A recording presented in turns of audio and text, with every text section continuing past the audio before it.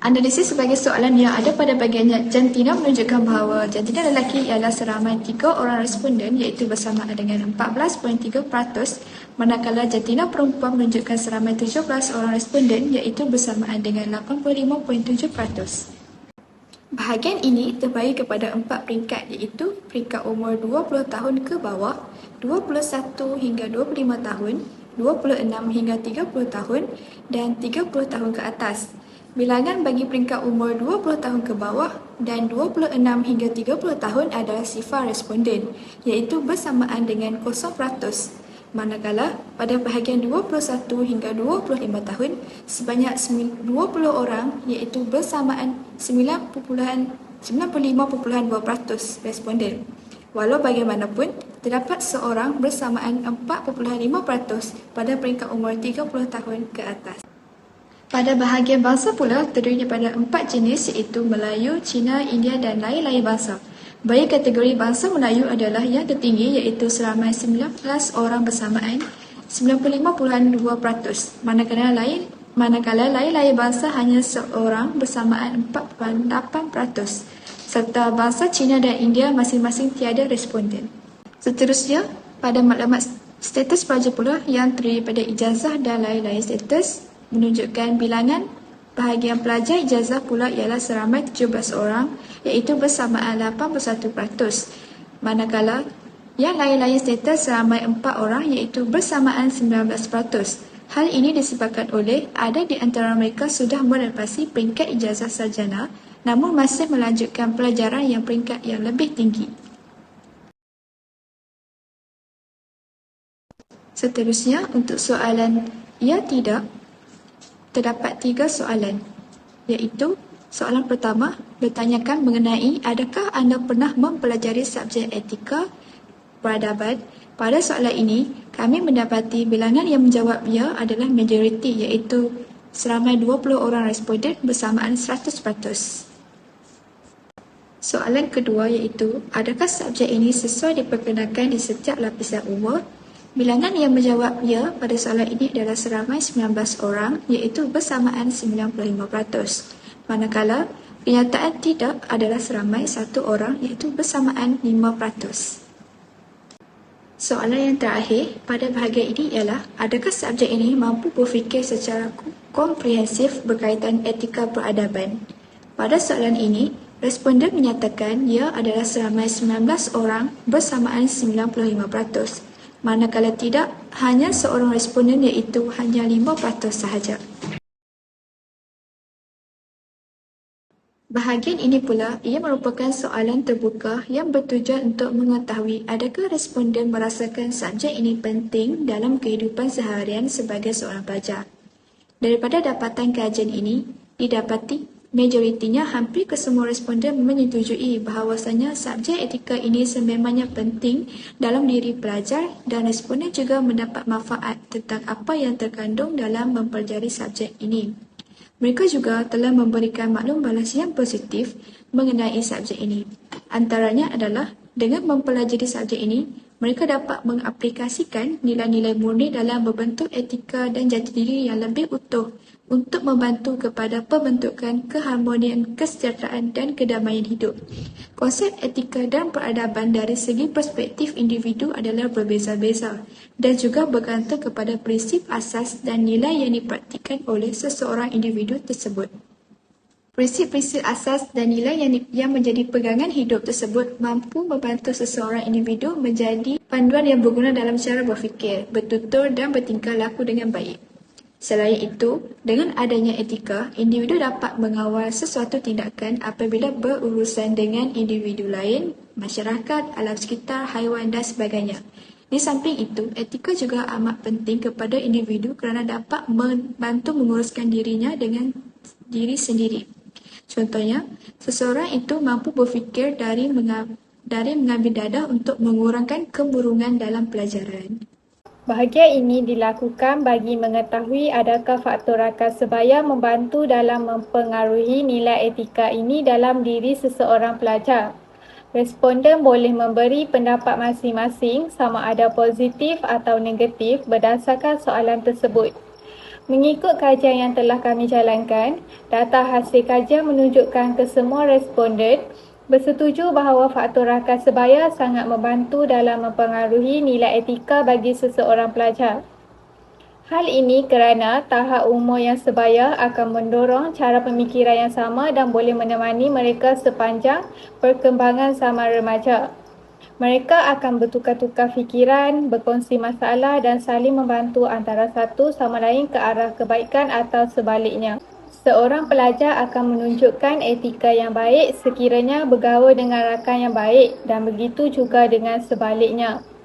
Pengaruh rakan sebaya yang positif dapat membentuk sikap dan kepribadian yang mulia pada diri seseorang remaja itu.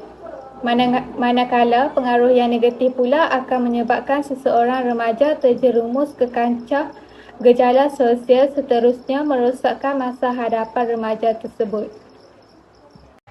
Soalan nombor 3, adakah kandungan yang telah dipelajari dalam subjek ini dapat membentuk jati diri seseorang individu dengan lebih baik? Terangkan. Dapat membentuk jati diri seseorang individu dengan lebih baik dan nilai yang dipraktikkan oleh orang tersebut. Etika dapat memimpin seseorang individu untuk mengendalikan suatu tindakan ketika berhadapan dengan individu lain, masyarakat, haiwan dan hubungan dengan Tuhan Yang Maha Esa. Misalnya, seseorang dapat memikirkan apakah wajar baginya untuk menggunakan dadah ketika dalam keadaan tertekan di tempat kerja untuk tujuan mengurangkan tekanan. Responden telah memberikan pandangan mereka dengan menyetujui bahawa subjek etika mampu membentuk jati diri seseorang melalui pembelajaran dan bergantung kepada individu tersebut. Tujuan bahagian ini adalah untuk mengukur tahap kesedaran masyarakat tentang kepentingan etika dan peradaban dalam kehidupan serta mengukuhkan jati diri responden tentang isu-isu kegagalan dan kesalahan yang boleh berlaku sekiranya tidak menjadikan etika sebagai panduan hidup. Daripada dapatan kajian ini, majoriti memberi pandangan masing-masing tentang soalan yang diberikan oleh kami kepada responden-responden yang terlibat. Contohnya, soalan di atas, responden majoritinya bersetuju bahawasanya subjek ini membantu warga negara menjadi warga negara yang beretika serta menjunjung tinggi tata usaha dalam bermasyarakat. Contohnya, responden memberi pandangan subjek ini membantu meningkatkan kepekaan warga negara terhadap negara mereka sendiri. Pengaruh rakan-rakan merupakan antara faktor yang mempengaruhi proses pembentukan etika dalam diri individu. Kumpulan rakan sebaya menjadi pengaruh yang lebih kuat dalam proses pembentukan budi pekerti mereka. Oleh itu, berdasarkan soalan, bagaimanakah pengaruh rakan-rakan membentuk nilai etika dan peradaban diri anda? Ini diajukan adalah bertujuan untuk melihat tindak balas responden dalam mengatakan adakah pengaruh rakan mampu membentuk nilai etika dalam diri mereka. Hampir kesemua responden mengatakan bahawa pengaruh rakan sebaya mampu memberi impak positif dan negatif melalui aktiviti pergaulan mereka. Oleh itu, kebanyakan responden mengatakan bahawa mereka hanya mengambil nilai positif yang baik daripada rakan agar mereka tidak terpengaruh ke arah yang negatif. Dengan cara berhati-hati memilih rakan yang mempunyai aura positif demi masa depan. Kesimpulannya, subjek penghayatan etika dan peradaban ini amat penting dipelajari kerana subjek ini mampu memberi pengertian dan pelajaran yang baik kepada golongan remaja, khususnya pelajar, dalam pentingnya pergaulan rakan-rakan dalam membentuk nilai etika dan peradaban dalam kehidupan. Pada soalan ini untuk bertujuan mengetahui subjek etika dan peradaban ini membantu dalam memberi informasi tentang isu-isu etika daripada pelbagai perspektif budaya dan agama. Pada kajian yang telah dilakukan oleh kumpulan kami menunjukkan informasi subjek etika ini telah membantu responden dalam memahami isu-isu semasa berdasarkan perspektif budaya dan agama. Dari segi budaya, kita boleh lihat tokoh-tokoh falsafah memberikan konsep-konsep etika yang menyatakan kesan baik iaitu bermoral dan kesan buruk iaitu tidak bermoral. Manakala pada agama pula mengajarkan nilai baik dan buruk kepada manusia berdasarkan wahyu iaitu kitab suci. yang kebenarannya absolut mutlak dan dapat diuji dengan akal fikiran. Bagaimanakah subjek etika dan falsafah dapat mengelakkan diri seseorang pelajar dari kejahilan dan berdiri di atas kebenaran? Terdapat seramai 18 orang responden telah memberi jawapan dan pendapat yang positif mengenai soalan ini. Manakala terdapat seorang responden hanya setuju dengan soalan berkenaan tanpa memberikan sebarang pandangan maupun pendapat mengenai soalan berkenaan. Kursus etika dan peradaban adalah bertujuan untuk mencari hikmah atau kebenaran untuk mengelakkan diri seseorang pelajar dari kejahilan dan berdiri di atas kebenaran. Seterusnya dapat meningkatkan akal manusia untuk membentuk pemikiran yang baik dan menjauhi keraguan, dan pelajar mampu mengetahui kebaikan serta kelemahan idea pemikiran yang diutarakan dengan mempelajari etika dan peradaban. Kritikan tentang subjek etika dan peradaban. Kebaikan memberi kemampuan setiap individu berfikiran secara rasional dan berpeluang dalam memberikan kritikan terhadap soalan-soalan yang dikemukakan. Setiap individu berpeluang dalam berkongsi pandangan dan idea masing-masing tentang subjek etika dan peradaban. Keburukan. Pelbagai jenis kesalahan yang dilakukan oleh responden dalam menjawab soalan terbuka. Terdapat segelintir masyarakat yang masih lemah dan kurang ilmu pengetahuan tentang subjek etika dan peradaban.